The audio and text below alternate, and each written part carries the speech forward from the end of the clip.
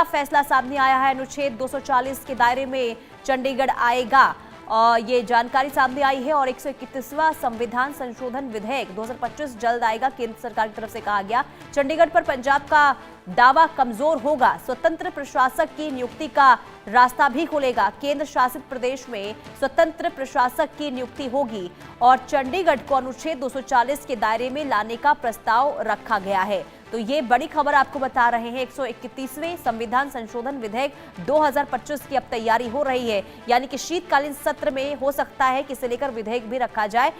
लेकिन क्या रखा जाता है इसे लेकर भी अभी फिलहाल कोई पुख्ता जानकारी सामने नहीं आई है, लेकिन ये खबर जरूर मिल रही है कि सरकार की तरफ से इसे लेकर तैयारी हो रही है। लेकिन चंडीगढ़ पर पंजाब का जो दावा है वो कमजोर होता हुआ नजर आ रहा है। दरअसल आपको बता दें कि पंजाब जो है चंडीगढ़ को लेकर दावा ठोकता रहा है, और ऐसे में क्योंकि अनुच्छेद 240 के दायरे में चंडीगढ़ आएगा, ये केंद्र सरकार की तरफ से कह दिया गया है। और ये भी कहा जा रहा है कि अब जो है पंजाब जो दावा करता रहा है चंडीगढ़ को लेकर, अब दावा वो हो सकता है कि कमजोर भी हो जाए। तो ये बड़ी खबर आपको बता रहे हैं। चंडीगढ़ को लेकर मोदी सरकार का ये बड़ा फैसला सामने आया है, यानी कि अब चंडीगढ़ को अनुच्छेद 340 के दायरे में लाने को लेकर अब तैयारियां शुरू हो चुकी है। 131वें संविधान विधेयक में लाने की तैयारी, अनुच्छेद 240 के दायरे में चंडीगढ़ आएगा क्या, ये सवाल भी अभी बना हुआ है। हालांकि केंद्र सरकार की तरफ से ये कहा गया है कि इसे लेकर तैयारी भी शुरू हो चुकी है, लेकिन क्या ये हो पाएगा?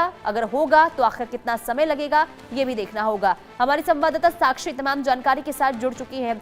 साक्षी, देखिए केंद्र सरकार की तरफ से बहुत बड़ा जो ऐलान किया गया है, प्रस्ताव की जो बात सामने आई है, यानी कि चंडीगढ़ को अब अनुच्छेद 240 के दायरे में लाने का प्रस्ताव रखा जाएगा। लेकिन क्या ये आसान होने जा रहा है? क्या ये इतना आसान होगा? और केंद्र सरकार ने जो कहा है इसे लेकर जो प्रक्रिया है उसकी शुरुआत कब तक हो जाएगी? जी बिल्कुल, देखिए 1 दिसंबर से शुरू होने जा रहे संसद के जो शीतकालीन सत्र है उसमें केंद्र सरकार संविधान 131वें संशोधन के लिए बिल लाने जा रही है। और इस बिल के पारित हो जाने के बाद चंडीगढ़ संविधान के अनुच्छेद 240 में आ जाएगा।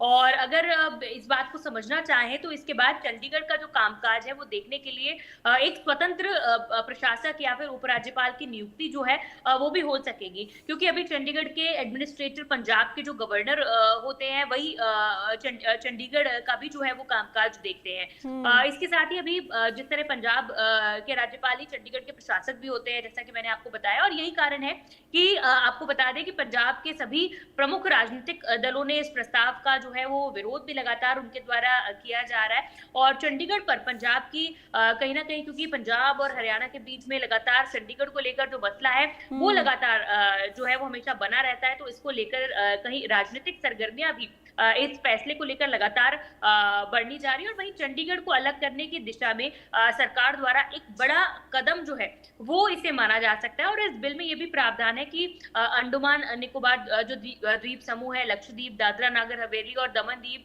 पुडुचेरी और की तरह ही अलग से चंडीगढ़ भी जो है वो संविधान के अनुच्छेद 240 में रहेगा। और अनुच्छेद 240 जो है वो राष्ट्रपति को इन तमाम जो है केंद्र शासित प्रदेश हैं, इन क्षेत्रों के बारे में जो है अलग से नियमावली बनाने का जो अधिकार है वो दिया जाता है। और अनुच्छेद 240 में आते ही केंद्र सरकार जो है वहां के प्रशासन के लिए एक स्वतंत्र एडमिनिस्ट्रेटर या फिर उपराज्यपाल की जो नियुक्ति है वो भी इस संविधान में जो चेंजेस हैं इसके माध्यम से की जा सकती है। जी लेकिन पंजाब को इससे आपत्ति आखिर क्या है साक्षी?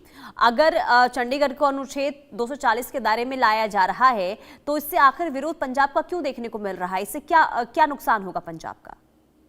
बिल्कुल, देखिए चंडीगढ़ का मुद्दा जो है वो पंजाब के लिए शुरू से ही कहीं ना कहीं भावनात्मक मुद्दा भी रहा है, राजनीतिक ही नहीं, क्योंकि विभाजन से पहले जो है कहीं ना कहीं पंजाब का एक बड़ा हिस्सा जो है वो चंडीगढ़ में भी आता था। और उसके बाद चंडीगढ़ जो है वो पंजाब की राजधानी भी रहा है। वही 1966 में अगर बात करें तो पंजाब का जब पुनर्गठन हुआ तब से चंडीगढ़ जो है वो हरियाणा और पंजाब दोनों की राजधानी बन गई है। हालांकि तब से यहाँ पर तब मुख्य सचिव जो है इसके स्वतंत्र प्रशासक होते थे, लेकिन 1984 में बदलाव हुआ, तब से पंजाब के जो राज्यपाल है वही चंडीगढ़ के प्रशासक होते हैं और मुख्य सचिव यूटी के प्रशासक जो है वो सलाहकार होते हैं। तो कहीं ना कहीं इस वजह से पंजाब जो है अपना हक मानता है चंडीगढ़ पे, और चंडीगढ़ में भी अगर 1984 के बाद से बात करें तो 60-40 के रेशो में चंडीगढ़ बटा हुआ है, जिसमें 60% पंजाब और 40% हरियाणा का हक माना जाता है। और फिलहाल चंडीगढ़ दोनों ही प्रदेशों की राजधानी भी है।